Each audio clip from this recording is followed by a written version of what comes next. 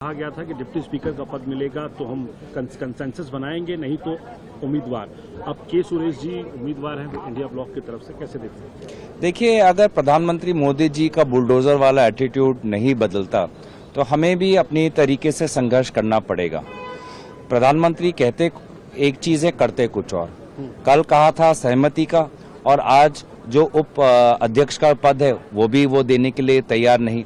तो अगर पहले जैसा ही अहंकार बरकरार रहेगा तो हमारा भी लोकतंत्र को बचाने का और सदन की गरिमा को बचाने का संघर्ष बरकरार रहेगा। और इसीलिए हमने अपनी तरफ से के सुरेश जी उनको आगे हमने किया है। सर, लेकिन आपको पता लगता नंबर्स तो है नहीं सर, किस तरीके से आप लोग फिर आगे करेंगे? क्या ये लड़ाई सिर्फ ये सिंबल के तौर पे है, दिखाने के लिए? लड़ाई देश को बताने की है कि विपक्ष जागरूक है, विपक्ष सतर्क है, और जिस आशा के साथ देशवासियों ने विपक्ष को जिताया, आशीर्वाद दिया, उसी आशीर्वाद के साथ हम अपना कर्तव्य निभाएंगे। आखिरी सवाल सर, क्योंकि इसके बाद में सरकार की तरफ से पीयूष गोयल सामने आए, जेडीयू के नेता ललन सिंह जी सामने आए, उन्होंने कहा कि हम तैयार थे। ये आश्वासन दिया गया था कि जब उपाध्यक्ष का चुनाव होगा तब कंसेंसस से बात कर ली जाएगी, लेकिन कांग्रेस और इंडिया ब्लॉक की जो पार्टियां हैं वो अड़ी रही इसी बात पर, और ये शर्तों पर लोकतंत्र नहीं चलता है। देखिए, इस प्रकार की बातें हम पिछले 10 साल से सुनते आ रहे हैं। सत्ता पक्ष कभी भी जिम्मेवारी नहीं लेना चाहता। सत्ता पक्ष हमेशा विपक्ष पर उंगलियां उठाता है।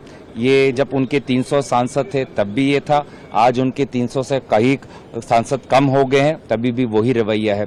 तो प्रधानमंत्री मोदी जी के नेतृत्व में भाजपा का रवैया पहले जैसा ही है। कल के भाषण में भी आपने सुना होगा, प्रधानमंत्री मोदी जी ने दुनिया भर की बातें की, लेकिन मणिपुर का जिक्र नहीं किया। गर्मी से कितने लोगों की मृत्यु हुई उसका जिक्र नहीं किया। नीट, नेट, COET से कितने बच्चे परेशान हैं उसका जिक्र नहीं किया।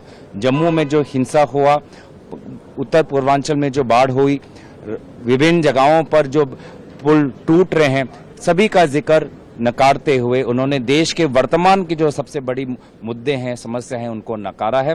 तो ये जो अहंकार का जो उनका स्वभाव है वो उसको हमें तोड़ना है।